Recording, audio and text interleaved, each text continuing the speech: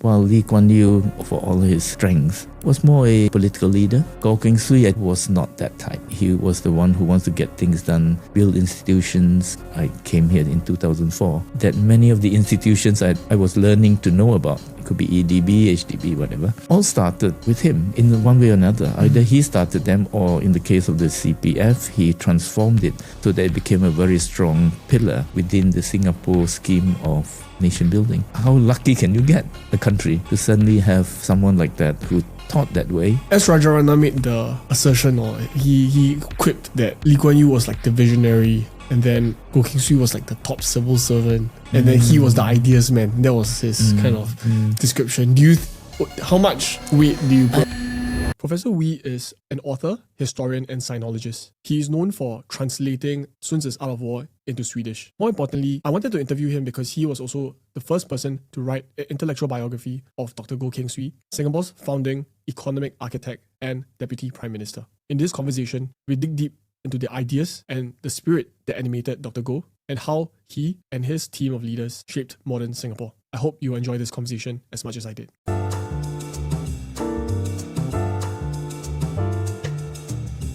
Why should people read history?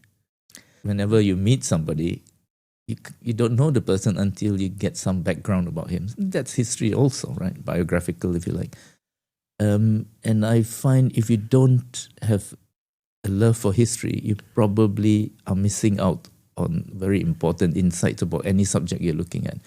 Let's say you want to talk about the EU. If you don't know actually Europe's history itself, you don't quite know what the point with EU being so hurried is all about, and so on. Anything at all, so ASEAN, or let's take Singapore, right? Yeah. You have to know what the various takes on Singapore's history actually are. Yeah. It could be Lee Kuan Yew's, it could be somebody else's, but you need to know that these are how people have analyzed. So not to be curious about how others have analyzed whatever you want to know before you would be rather silly, right? Yeah. Why are you tying your hands up like that? And you'll probably be otherwise having opinions that are rather standard, right? And so history gives you the ability to analyze. If you don't know all the details from history, you probably will be rather glib. You'll be repeating things that your crowd, your peers probably already know, right? Yeah. That's one quick answer to that. But to me, history is everything. I sometimes have trouble talking to professional historians in that they strangely enough tend to think of history as studying the past. I seem not able to do that. I see history in the here and now. When I look at you, I think, where does he live? Where has he studied? Is he Teochew? Is he Hokkien? I don't know. Yeah. All these things can be relevant so that I know what I'm looking at. Yeah. I think that applies to all areas of knowledge, really. On that note, you wrote intellectual biography of Dr. Goh Keng Swee. Yes. One of the burning questions that I've been trying to answer in my study of the work of the founding leaders is I was trying to figure out what each brought to the table that the others did not have. So to put the question glibly, I guess, is what did Goh Keng Swee had that Lee Kuan Yew did not? We were very different people. What I think is incredibly interesting is how the two came together at a time that was so vital to this island. And they complemented each other tremendously, I think. But of course, that's also somewhat glib to answer like that. But I think they're very different people. I haven't studied Lee Kuan Yew the way I studied Goh Keng Swee through reading his books, which to me was the only way left to get into the man's head, as it were. And now, nobody can get into someone's head totally. But he was known to always be a serious thinker, serious writer. He did nothing that was not serious, as it were. But there were many things about him. He was not a politician, I think. He was actually more technocratic as a leader than a politician, I think. While Lee Kuan Yew, for all his strength, was more a leader, a political leader. Goh Keng Swee, I think, listening to those I've talked to who knew him, was not that type. He was the one who wants to get things done, build institutions, rather holistic. And I'm sure Lee Kuan Yew was holistic as well, but more from a political angle, how to maintain power and stability of power for things to happen. And in that context, he had Goh Keng Swee, who thought up many of these institutions and knew why they were needed and how they were to be interconnected. So I was surprised that coming from outside, not knowing Singapore until I came here in 2004, that many of the institutions I was learning to know about, it could be EDB, HDB, whatever, all started with him in one way or another. Either he started them, or in the case of the CPF, he transformed it so that it became a very strong pillar within the Singapore scheme of nation building. Now, how lucky can you get a country to suddenly have someone like that who thought that way, and working with Lee Kuan Yew, who could always provide that continuity in political stability? I suppose that's always needed if you're going to build things, right? We could, immediately connect that to China and how China in the last 20, 30 years could grow that quickly.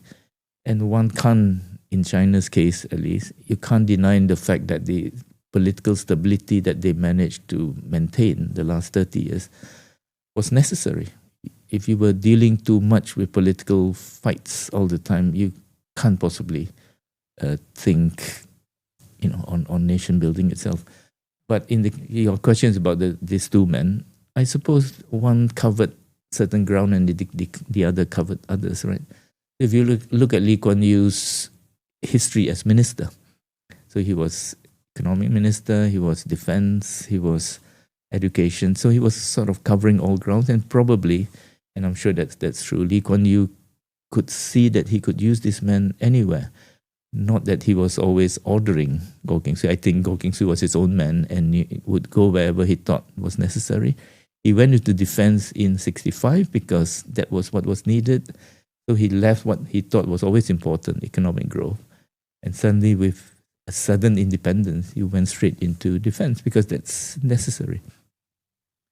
So I can see, moving ahead, perhaps you haven't asked me such questions, but the connection between economics and defense was always on his mind. And if you read some of his early writings before he became a minister, this is when he was still a schoolboy.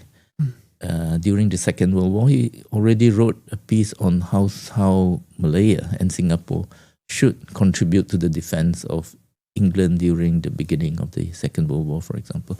So I think that connection never left him. So we do say today, and many older Singaporeans would say, that Goh Keng Swee could be understood as the man who always talked about the primacy of economics. But then I think if you read all this stuff, and I think the book also makes it clear, my book there, it wasn't everything. He was a holistic thinker, but economics you must get right. But don't forget, it's not all economics. A human life is not only economics, right? Yeah. And I think I have a chapter or two in the book about it. I call it the human element. That part of him gets forgotten even by Singaporeans, older ones, that it wasn't all economics. He started many things that were not purely economics, right? Yeah. The bird park, all sorts of things, the Singapore Philharmonic. Yeah. As Rajarana made the assertion, or he quipped that Lee Kuan Yew was like the visionary, and then Goh Keng Swee was like the top civil servant, and then he was the ideas man. That was his kind of description. How much weight do you put on that? I would see them as equal on many scores, and that they knew that they had to get along. They probably did quite easily, not always. I hear from some of the interviews that, well, someone said Goh Keng Swee is the only man who can scold Lee Kuan Yew in public. Yeah.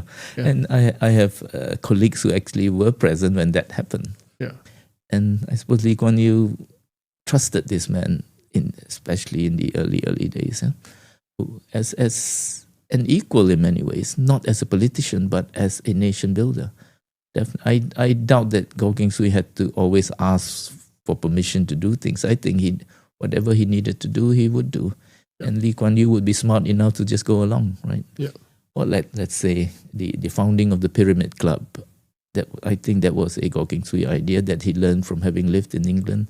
He noticed that England actually had all sorts of clubs where leaders would get together and knew about each other, And he thought, in a society like Singapore, and I could say it's the same in Penang, you have all sorts of decision makers who don't really get along or don't know about each other. There's something about this diaspora culture where you're quite separated. So given that inheritance, as it were, that inherited situation, you want to build a country, you better get all your top people, all the decision makers, all those with assets and power and so on, to know each other, to get them on the same page, and to know that, we are building a country here. This is, fate has given us this, so we better get it right. Failure wasn't an option, if I put it that way. It seems to me that if with an institution like this, it would engender itself to corruption, right? Like you would see this as some form of backroom dealing. There's all kinds of weird incentives. There's this quote, I'm not sure by who, but it was this idea that, when rich people gather, or rich people of the same profession gather, they always end up colluding. So I guess the question was like, how did he avoid the trappings of, say, corruption, which was something that he saw was happening a lot of in the region. And he wasn't just against it philosophically as a moral argument, but he was also against it because he thought it lacked economic efficiency as well. The PAP leadership, I suppose, if I use a more collective term, these were very smart people. These people knew the world. These people probably knew human character well and so on. You're going to build something, all Asian societies, or most societies, if not all societies, have that problem, right? Even Sweden, you do have the issue of corruption. And the first issue of corruption, how do you define it? And in the Asian context, I think we've always had that problem. We tend to think of corruption as we understand it to be defined by the West in some ways, without consideration for, you're right, what you mentioned, the culture has something to do with it, right? But building a nation state is a new project. It's not just repairing something. That, I think, is one important point I picked up writing about Goh Keng Swee. He was very concerned about social revolutions, right? And he would, I'm sure, think of the nation building of Singapore as a social revolution. You have to change people. You can't have them thinking the old way and then you have a new phenomenon coming out of that. That's not possible. It's a social revolution. So I think the nation builders of Singapore in the first decades knew this. They had to change the people. If you have too much of the traditional ways of doing things, which would involve a lot of superstitions and so on, but you're going to build a country that's going to compete with the rest of the world and survive, you have to be totally clear about what kind of society you're building and what are the weaknesses in that society and so on. And I'm sure in certain areas, something gets overdone, some things are not properly done and so on.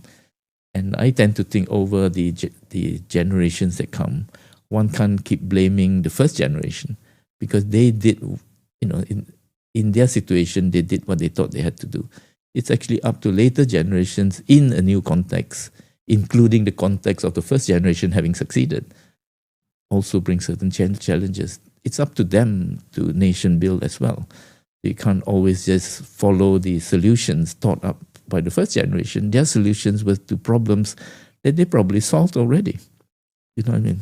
Yeah. It's that, I think. So I tend to think sometimes later generations take a shortcut in that. It's all done, I just ride along. But you have new problems. Yeah. And you have to think anew. And it is in that context, I think books like the one I wrote on Goh Keng Swee becomes important. You have to get to the nitty-gritty of why he was thinking like that and where he failed, where he did not fail, and how he connected institutions and so on, right? That was one thing. And now I've looked into nation building for a long time now, when I was studying in Stockholm University. Building institutions is one thing. That's quite easy. It's almost standard. But how are they connected? How do they synergize?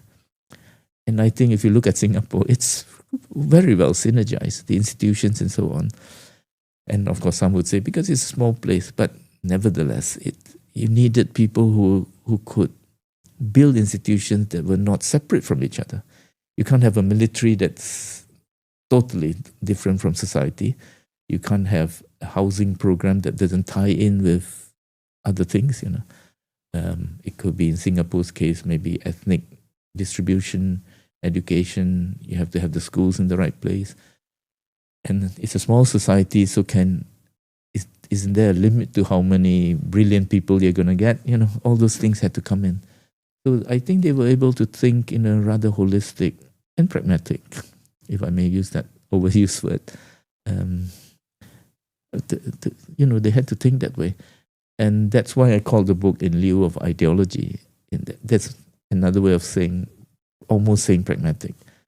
Pragmatic is too vague a word, I think. But being a practical person, that was what I meant with in lieu of ideology. So Goh Keng Swee was a practical, very educated person, very insightful about anything, about economics and so on and so forth. One thing that surprised me, because I had translated the Sun Tzu Ping Fa in Sweden before I came back, to find that was one of his favorite books, right? And so, a new situation requires new thinking, practically all the time, I would say, right?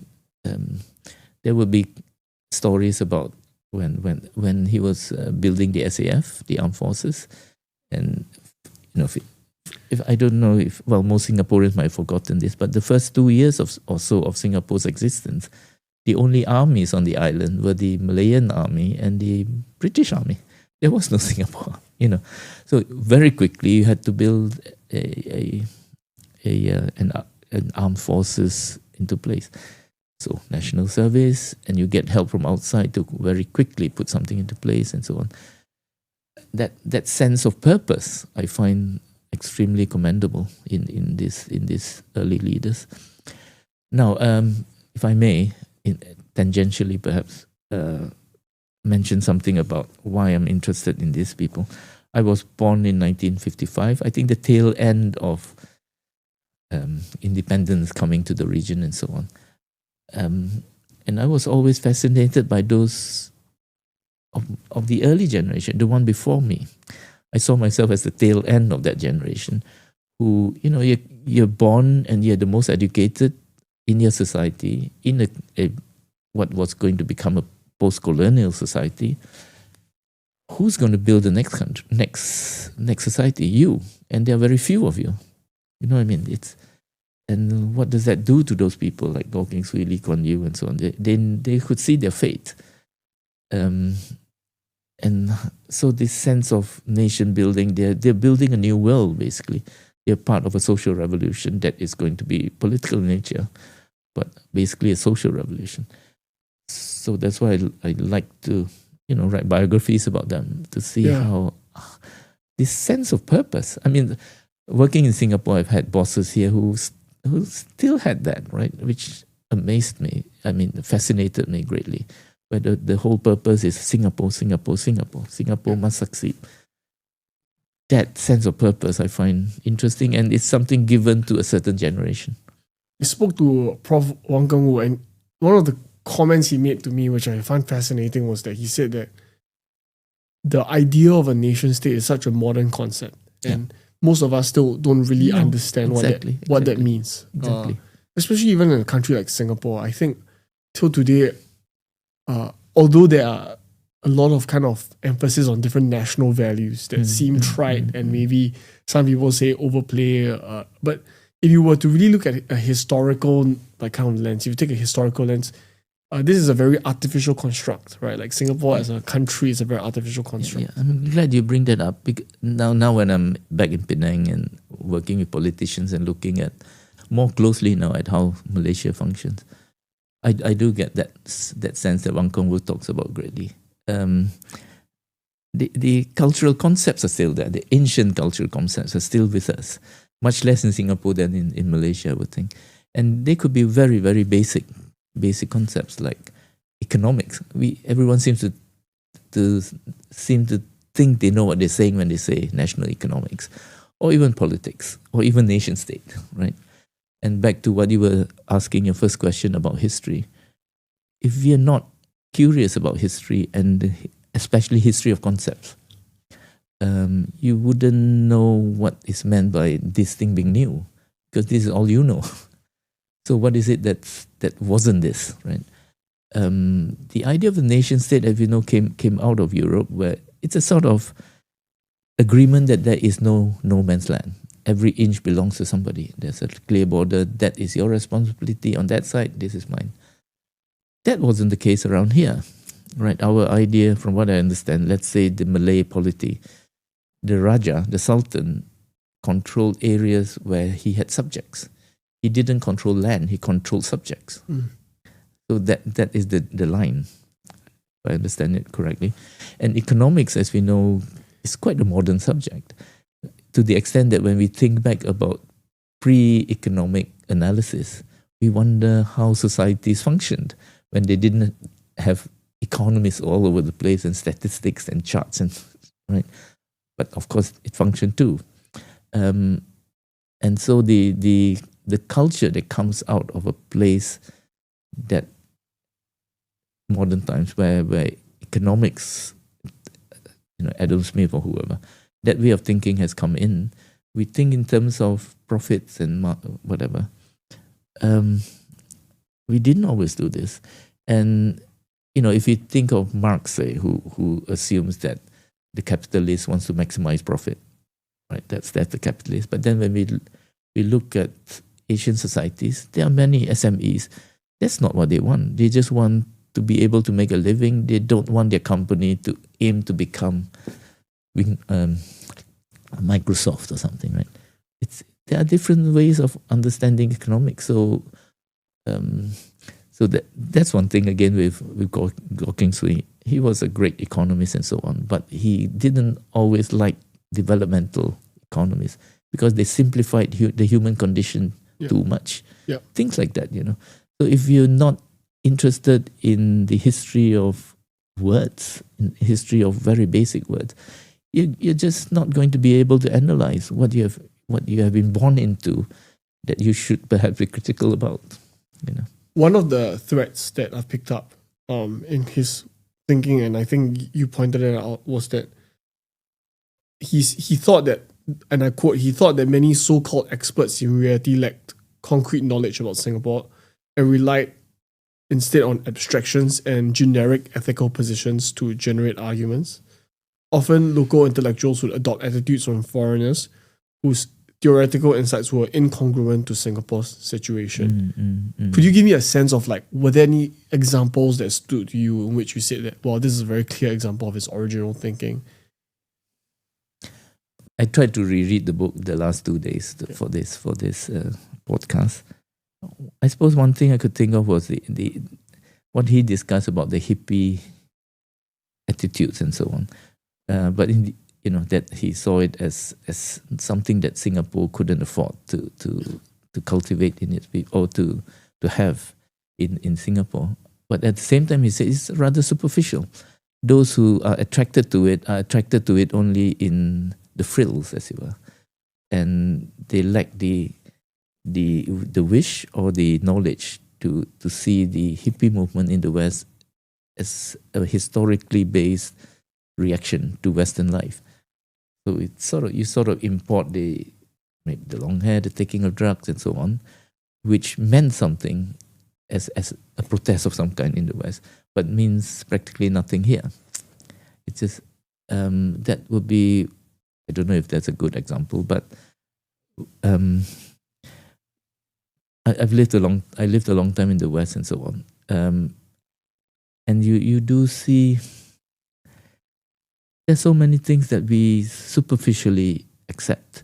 So there is a power of discourse, as it were. Global discourse is something that pumps up, right? So you can't really think for yourself because you're being pumped with the same ideas all the time. And this is all before social media. If you throw social media in, we're all in our own little bubbles. Those bubbles are connected, no doubt, but we don't have the luxury. Most of us don't have the luxury of having the time to analyze all the things that are hitting us. You have to be someone as ingenious as Goh Keng Swee or Lee Kuan Yew to be critical and analytical of all the concept that you are drowning in, as it were, right? Again, back to the what you need in order to resist this is actually a strong sense of history. If you don't have that, you float. You float with this stream of ideas that are being thrown at you.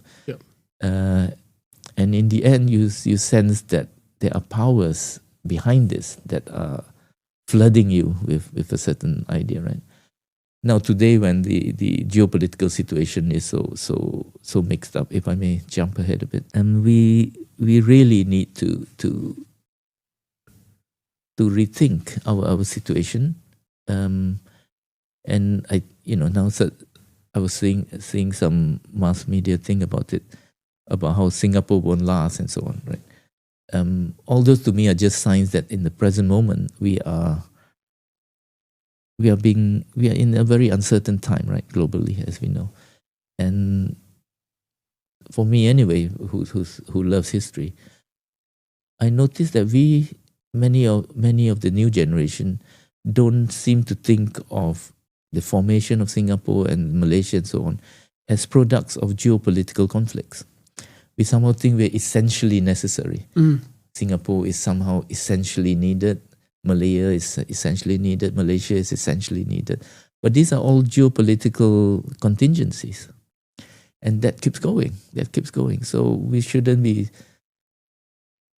so surprised that suddenly the geopolitics change. But it has always changed. But because our individual lives might be, too short to really see the span of historical changes, and that's maybe a better answer to your first question. Why history is important is that when for one person you have a certain time span, a certain attention to certain things because you're born at the time you're born and you're going to die at a certain time. But human life and anything, nature and so on, they have spans, right? And some of these spans go for thousands of years, some are hundreds of years. Then if you don't study history, you don't get the sense that you are caught in a lot of dynamics that might not matter to you as a person in one life, but you're caught in it. Depending on when you're born, you're caught in it. And so you want to know what collection of dynamics you are caught in. That would be my answer to why history is important. You have to know what you're in historically. Someone born in Gaza 3 years ago is going to have a terrible life compared to you born a few decades ago in Singapore, right? And now those are the obvious ones, but then there are so many dynamics that go on forever, in human history. So let's say China rising. Suddenly we're talking about the 5,000 years of China's history. That's why you can't destroy it, and so on and so forth, right? And there's something to it. And why colonialism from the West? What was pushing them? So you have to look at the history of Europe itself. What was, and especially Northern Europe, right? Why this expansion? And then you might get to know that oceanic travel is something very new, and it changed the world because it came. Otherwise, you just take it as something given. Yeah. There is a sense that Dr. Goh had this sense of history from your writing and from a study of his life, is that he had a sense of knowing how to zoom out and also to not blindly follow what was in vogue. Yeah, definitely. One example I think about quickly was, and I think you detail or talk about this, was the kind of allure of doing import substitute industrialization, and from the start, right. he was very stridently against it, in the sense of this is not only maybe impractical, but it could set up a lot of path dependencies that Singapore should avoid. Can you talk a little bit more about like why he chose to kind of put Singapore on that path of export-oriented industrialization? Well, first, I would say that for an economist, he thought very much like a historian or a sociologist, even, right? Yeah. And if you compare Singapore, how the path Singapore took, and you compare it to countries in around who are bigger and therefore maybe prone more to those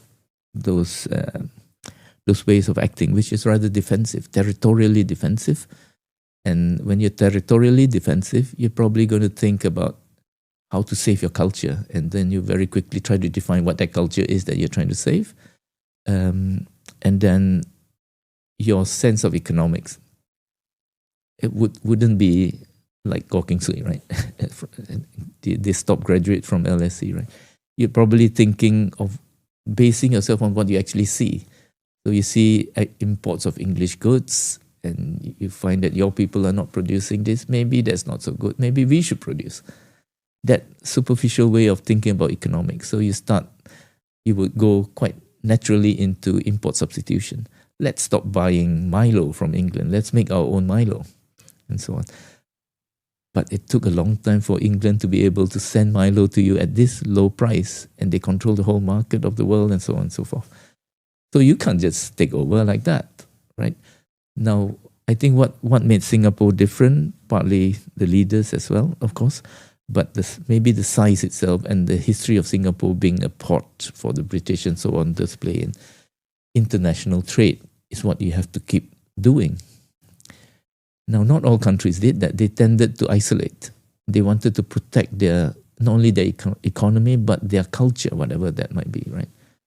Now, that I think gave Singapore a push forward in that they were not going to be defensive in that sense.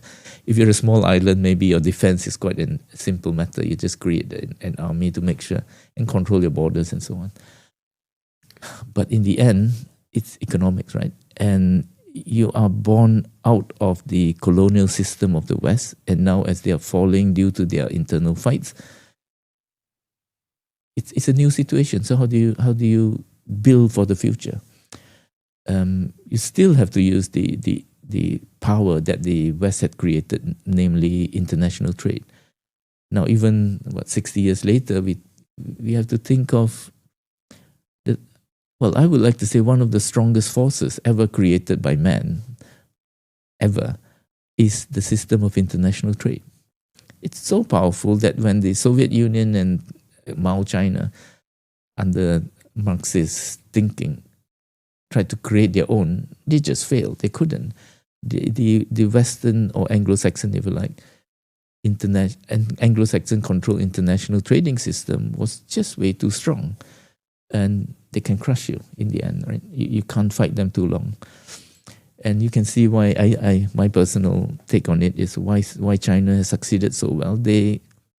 And at that level, I think Singapore was a model.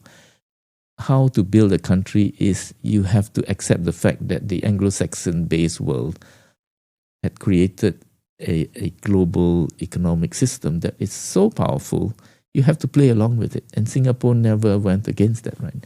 You play along with it, but you make sure that it works to your advantage.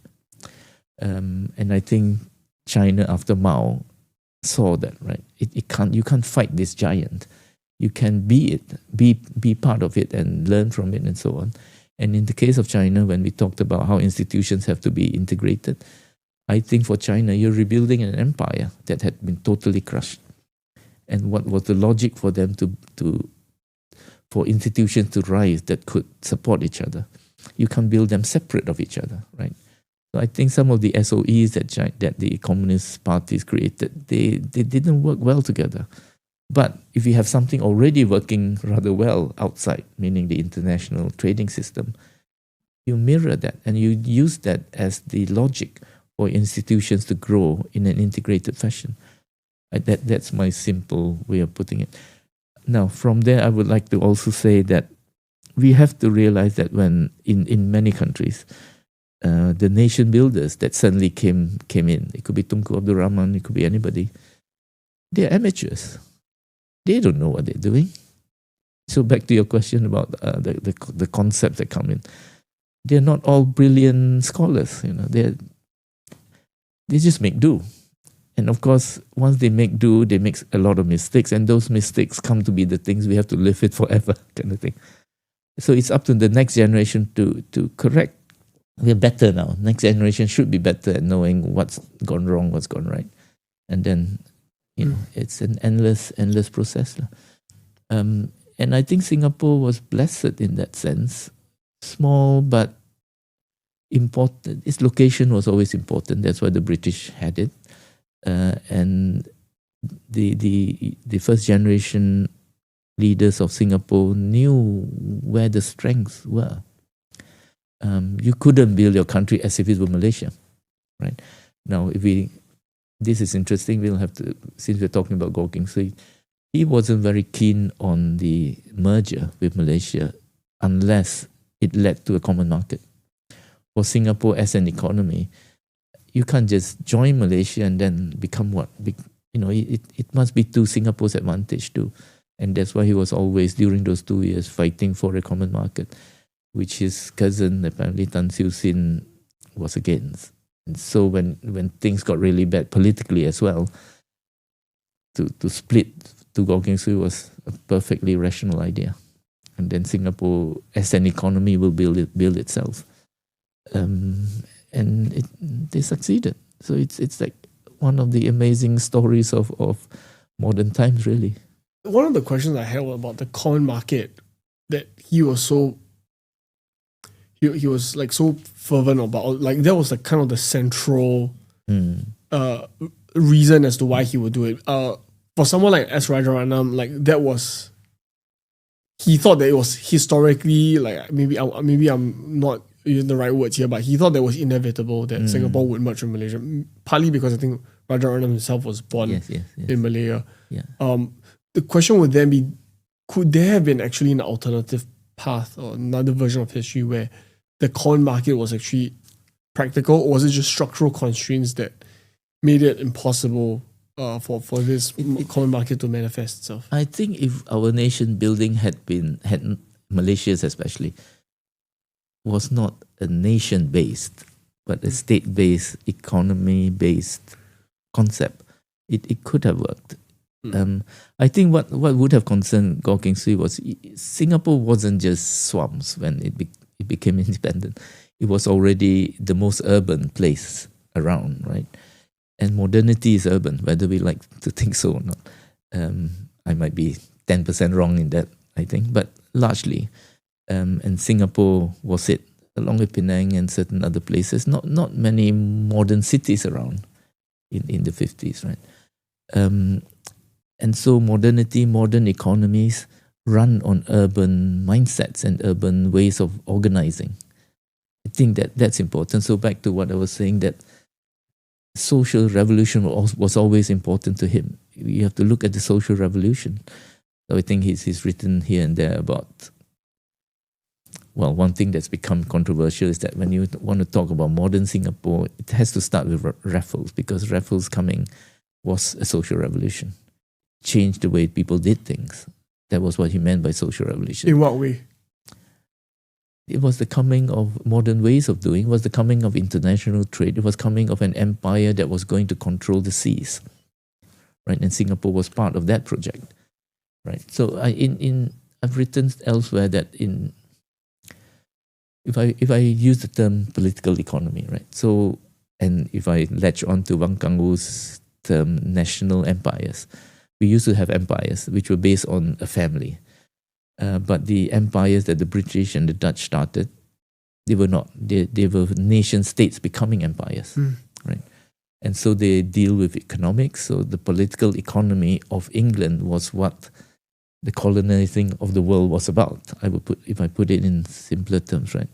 So as England went out, they were building their political economy, their national political economy, which takes the form of piracy at first, and later colonialism, and so on and so forth, right?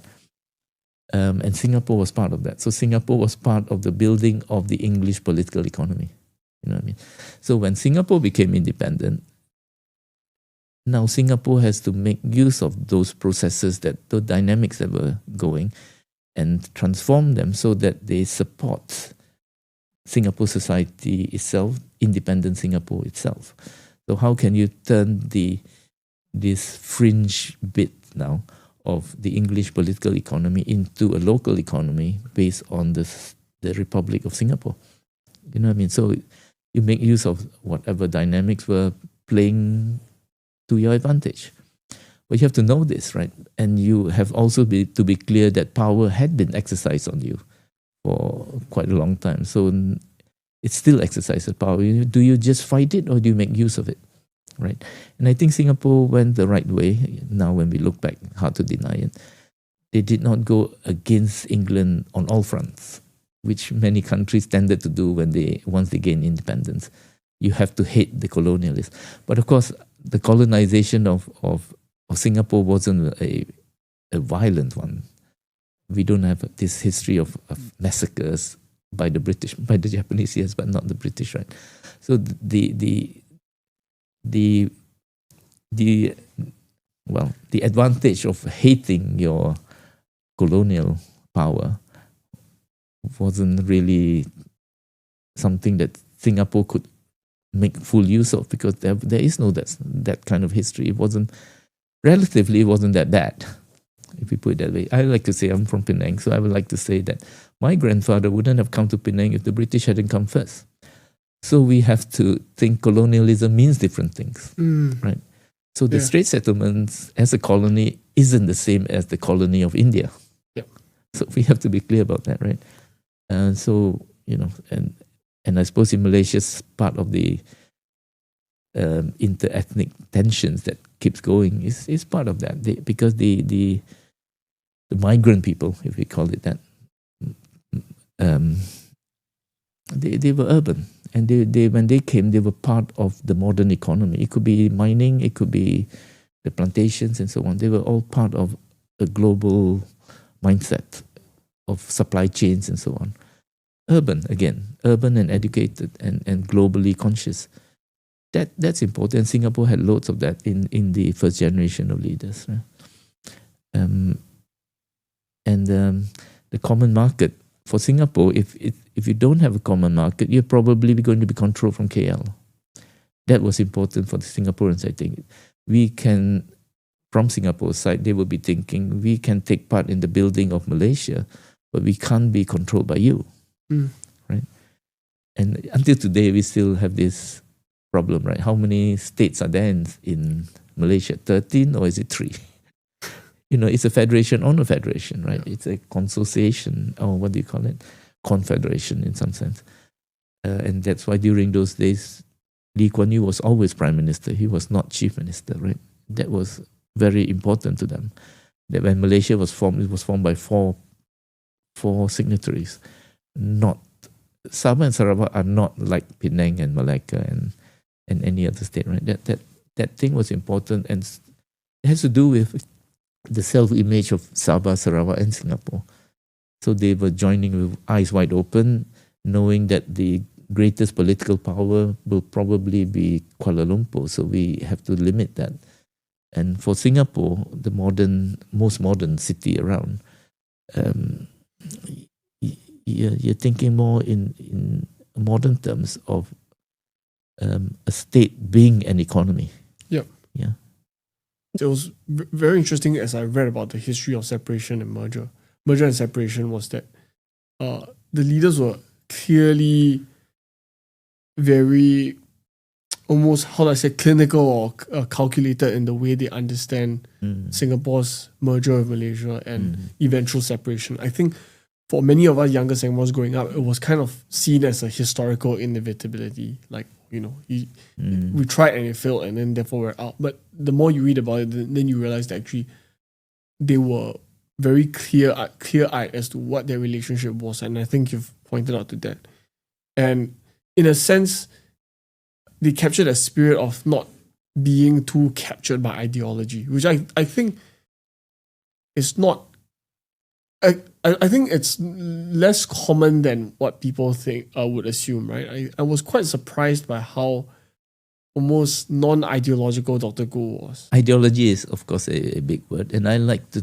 I tend to think nowadays that ideology is a shortcut, right? You might think certain things, and then you say, "Oh, this is what Marx also taught," and then you let yourself be drawn into bigger pictures than you actually have proper knowledge about, right? It's a shortcut way of thinking, and in a world when there are conflicts to be solved and so on, people would fall into ideology and would. The way I think of religion as well, I hope I don't offend anyone here. Religion also is a shortcut where spiritual development is concerned. Just like ideology is a shortcut where you want to think of politics, right? Now, Goh Keng Swee was a much more confident and sharper thinker to ever have been an ideologue in that clear sense. You could see in his writing that he's slightly socialist, he's slightly this and slightly that. Yeah. He's making up his own mind. Yep. You know, and if you're going to be a very practical person, you also have to be someone who studies your immediate surrounding and your immediate dynamics and the nature of people and so on and so forth, right? That's how you would be if you were holistic. You had all these isms that were floating around, right? Socialism, Yeah. democratism, Marxism, communism. He kind of saw these ideas as just concepts, but they must work. And he kind of famously championed the idea of a socialism that works. I guess the question would be like, what does he mean by that, right? What does it mean to have a socialism that works? Because if you look at today, maybe like a socialism that works is something like maybe the China model, though. This is the socialist model. But Singapore's socialism or the PAP socialism back then would be very different. So what do you mean by that? You know, back in those days, if you were anti-colonial, you would immediately be considered rather socialist. So those two were mixed. So it's not strange that all leaders from that time would be somewhat socialist, Fabian socialist or whatever. But I think if you look at Singapore today, we think of Singapore as rather very capitalist, financial hub and so on. But then you look at how Singapore society runs, there are many elements of what Americans might call clearly socialism, right? Your HDBs. You know, in many contexts, you do hear people say, well, Singaporeans live in social housing. Well, technically, yes. But have you seen some of these HDB flats? They're not what you think of as social housing in Europe 30 years ago or something. They're just houses built to put people in so they have a roof over their head, right? Of course, that was the problem for Singapore after the war. How do you house everyone and so on? And of course, again, a sign of the holistic, synergic way of thinking that the founding generation had was that you had to house people, and then you could use that itself for other means. The usual one you hear about is that this was the way to make Singaporeans have a buy-in. If you own something, if you never own anything, why would you bother? The first chance you get, you go off somewhere else, right? But if you own something, you would then have a personal stake in the future of Singapore, right? That is another way of looking at what the HDBs were. Of course, the most immediate one is you have to give houses to people. But how do people buy these houses? How do you pay for them? From there, Goh Keng Swee developed the CPF system that Singapore had inherited from the British into what you have today. That you can actually use it as, well, forced savings, if you like, but then those savings go into getting a house for an apartment for yourself. That kind of synergy is what I point to.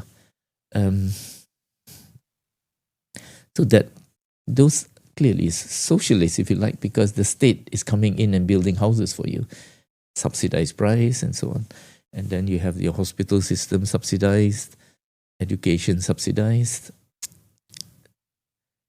Today, that I tend to think that in the future, if the organizing of modernity and of modern humanity continues in a peaceful way, you're bound to have social democratic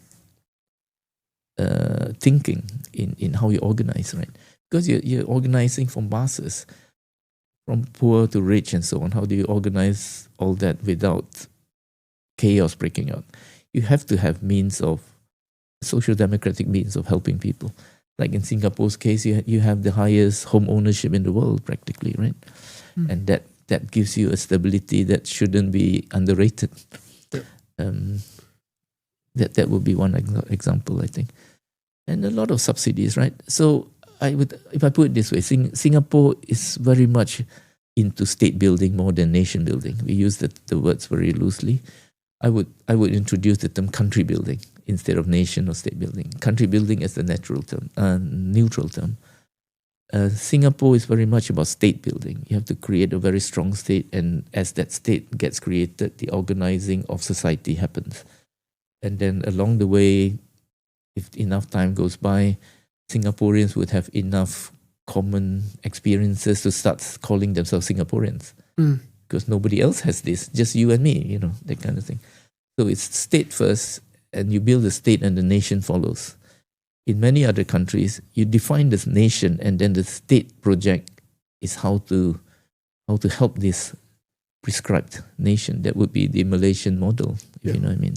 So the Malaysian model is nation-state building, even in a bad way. While the Singapore one is a state building that would supposed to lead to a nation over time. When you look at Singapore's conscription policy back then, when they first formulated it, they kind of noticed, he knew that the Chinese majority was very averse to taking up work in military, because after all, a lot of them, the diaspora came here for trade, not necessarily to serve in the military. And public housing was seen as the way to, like as you put it earlier, to have that skin in the game, and to kind of create that sense of like you have a home that you have that will be here, and it's really first the state, right? Like you have that kind of capacity to defend yourself, and then over time, hopefully by your children's children, because you've been doing this together for so long, eventually you become, you see each other as citizens because of this shared experience. Are there any other kind of like examples that come to your mind when you think about the way he adopts this holistic thinking in terms of building the state, then the nation? Well, the nation comes into being if there is, if people realize the rule of law is for real, that you're more or less treated fairly. Well, I mean, that's saying too much. No society ever has a population that totally feels they're all fairly treated, right? But enough, right? There is rule of law. There is very little arbitrariness. That's important. That's why the corruption thing comes in. What you mean? Corruption is in a way arbitrary. It favors certain people and not others, right? Certain people get a leg up. They jump the queue. They can influence rule of law and so on and so forth. So if you minimize those possibilities, people feel it's a fair enough deal. And you do hear the discussion today about how this generation now of Singaporeans now feel that their children might not have a better life than them. And they think of that as a problem because that's how they've been thinking for a few generations. That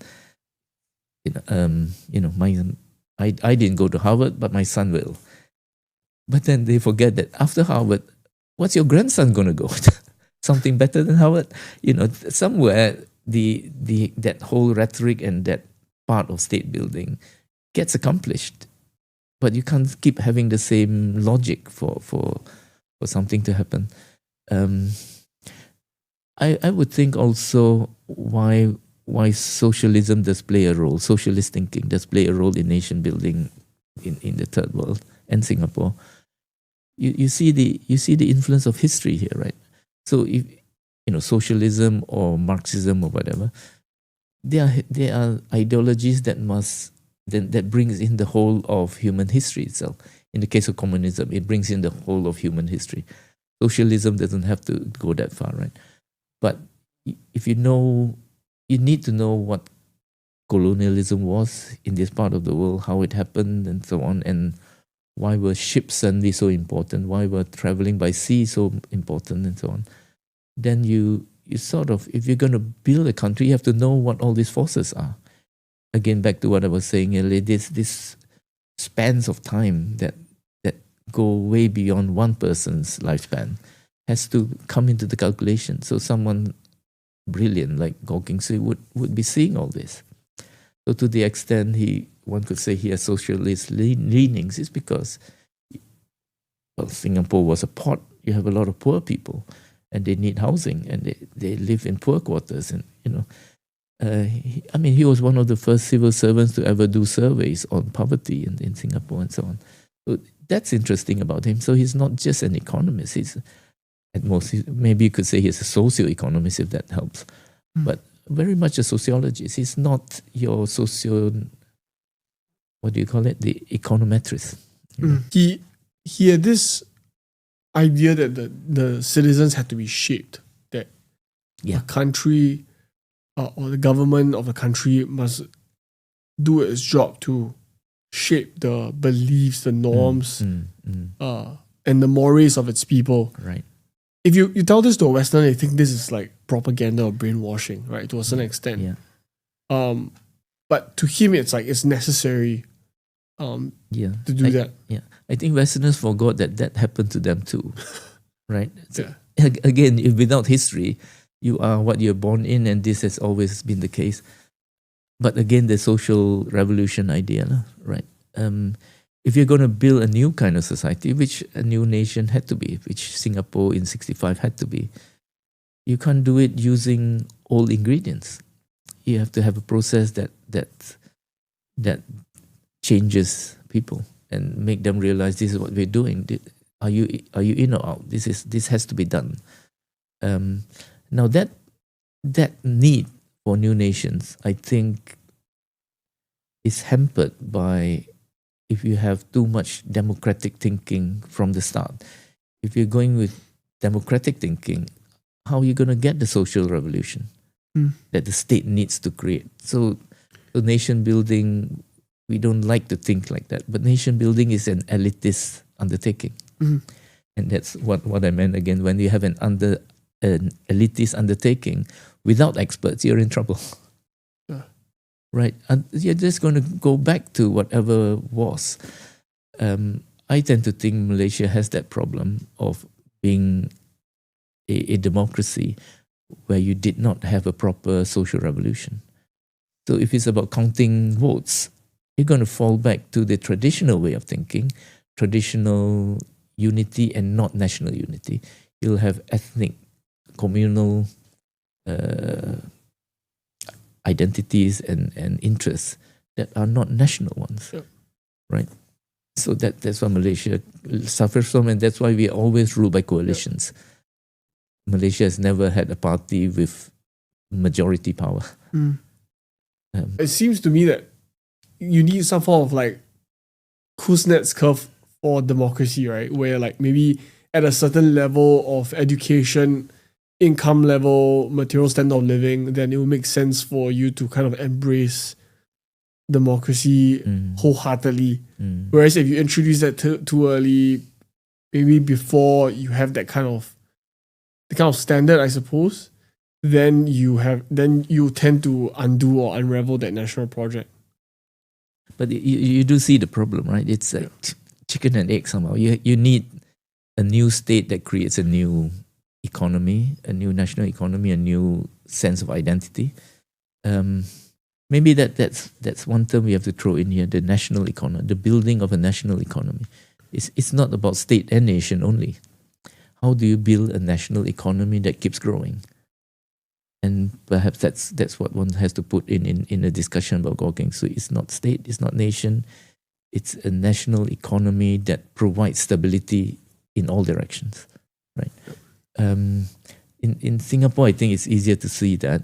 But if you take a more complex society like Malaysia, building a national economy out of all the bits that went into making Malaysia, my God, you better know what you're doing, right? There are reasons why Malaysia is a federation, because they are so different. Singapore, what has Singapore got to do with Perlis? What has Penang got to do with Kelantan and so on? And out of all that, you need to create a national economy, an integrated supply chain, integrated kind of society out of that. That I think is not maybe looked at that way enough. You look at the state and the nation. But creating a national economy, and in the case of Singapore, you did that knowing how the world works, if you put it that way, how the world economy works. I think that made the first leaders of Singapore less amateurish than in many other countries. You will notice in other countries in Southeast Asia, the military always played a big role, right? In early military, I mean, even definitely in Myanmar, Thailand, Indonesia, because it's raw power. It's raw power. So you start with raw power, and then you try to build up from there, right? Singapore, Malaysia never had that because they're less amateurish, perhaps. You know what I mean? They know what the game is. They understand the history and the dynamics that they're caught in. So you're not building in a vacuum. You're building in a world where the Cold War was going on.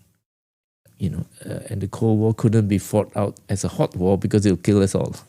It was fought by proxies and so on. And the rest of us go around saying we're balancing, right? But maybe is it because also like in Singapore and Dr. Goh specifically and Lee Kuan Yew and the founding generation of leaders were very acute of that vulnerability. I remember like Lee Kuan Yew himself said that like the Japanese occupation taught him more than any university education could, right? Raw power, right? Yeah. Raw power looks like this. Yep. You better know this, that kind of thing.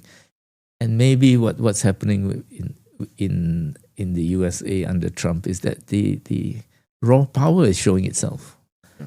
And before this we talked about soft power, American soft power. Okay, it's a good term, but it does show it is still power. Yeah. Soft doesn't make it something else. It's still power. But when you have seen raw power, I'm sure you come out a different man, Yeah. If you were to look at someone like Dr. Goh today, what are the kind of right lessons that not just Singaporeans, perhaps an interested reader in history, what are the right lessons they should take away from him? It's a tough one to answer, but I thought I should let Dr. Goh answer. May I read a little passage? Yeah, quote from him, right? Yeah. I thought that would be good instead of me trying to guess. Now, this is a speech he made at Bukit Merah, the PAP branch there. This was he was talking about cultural development here, right? Which is good to answer your question, because it's about how people should be, and not very concrete state measures. So he's talking about how plays should be written and how plays should be acted out on theatre plays, right?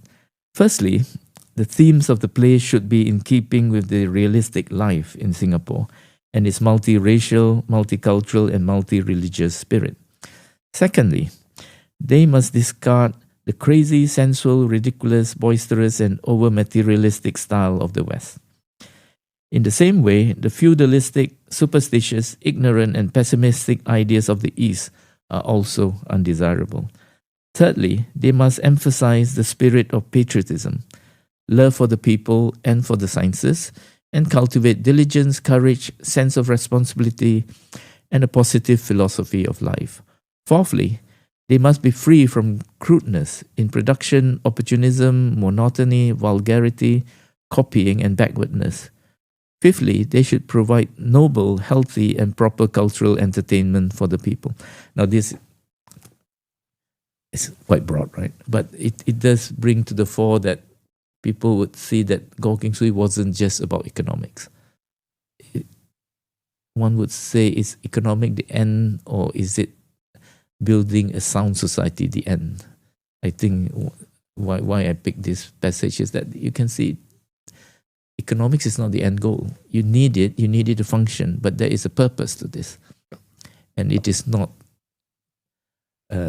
too much emphasis on education itself. It shouldn't be too much emphasis on material gains and so on. It's about a healthy, happy, vibrant, confident, I would put the stress on confident society.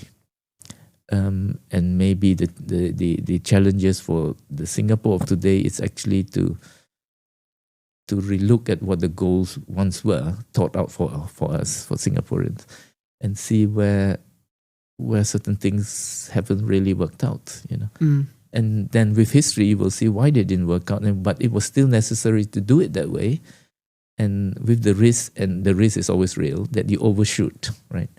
And then the next generation have to say, we overshot, we better correct this, instead of trying to be defensive about everything that has gone before. Yeah. Again, important with history at that level. Yeah. You have to know why we are in our situation. Use economics as a tool, which is, I think, what he was known for, the practical economics, where it's more about using it as a way to serve an end, which is a better life, more successful Singapore. Yeah. I think every parent would know that you always overdo it with your kids, right? You over control them, you give them too much freedom. But at that point, you had to do it like that. And you don't always stop at the right time. Yeah. I have two more questions for you. Okay. What is one book that everyone must read in their lifetime? It's hard for me to narrow down to one book, right? But if I have to, in the end, two books, if you don't mind. I like the Sun Tzu Ping Fa, The Art of War. I think don't think of it just as military battle, but it does tell you a lot about being pragmatic, about thinking on your feet, about shifting situations and so on. I like that book, but maybe it's for more mature people to read. I don't know, but I always liked that. It did change my way of thinking a lot when I translated it. The second one, well, I'm a philosopher. I love language philosophy. So Ludwig Wittgenstein was always a thinker I thought was mind-blowing. His book, Philosophical Investigations, his second book, I think everyone should read it, but it's a book that most people wouldn't even think of reading. But I mean, if you ask me, I think those two books affected me greatly. But beyond books, talking to smart people who are around you, I find something not to be underrated. I mean, it's not about knowledge alone. It's about learning how to think. You know what I mean? When you read a book, it's not just knowledge, not just facts you're learning. It's the processes. How did this guy get to this point? How does he respond to this question? It's how the brain works, right? So if you know of someone who's really smart, reading his book is one thing, but you want to talk to the person, interview and see how he responds to questions. Then you get a sense of why is his brain sharper than mine? It's a technique. I think a lot of thinking is technique. Now, I'm not saying that some brains are not born better than others. I don't know that, but just like building muscles and so on, a lot are techniques that one should learn from the masters, right? I think if we mentioned Wang Kangwu, I think discussing things and asking him questions has taught me a lot is one thing, but it's sort of upgraded my mind, if you like, And I think it's not only Wang Kangwu. Throughout my life, I think I've met people who think in ways that I thought, wow, how did he get there? And then you get to know the guy, and then after a while, you sort of have picked up the technique. Oh, this is how you strengthen your brain, and how those are important lessons, I think. Last question. One piece of advice for a fresh graduate entering the working world. I run the Penang Institute, the think tank up there. It's one of the things we think about AI. We immediately think of AI and jobs, right? But I think AI and the knowledge industry is a big thing. And knowledge industry would include education, consultancy, think tanks. How are we all going to be affected by it? And being a father of 3 children, 2 of them just finishing university, I push them all into humanities. I encourage them to at least know humanity as well. So it could be history, philosophy, geography. Those things I find they teach you how to think more than know things. You know what I mean? And if the AI is going to know everything except the analytical part, I mean, this is written about all over the place, and I don't know if it's the right thing to do for me and for my children.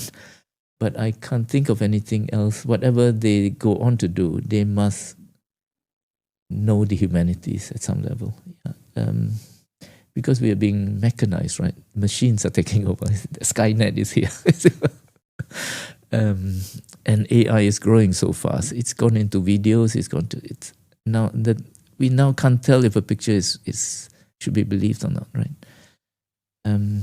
So all the more reason for children to learn to be critical. And to be critical, I don't mean critical. I mean critical-minded. Don't take things for granted. Read things, step back a bit, look at the words being used, look at who is telling you this. Maybe I would like to end for younger listeners. Power.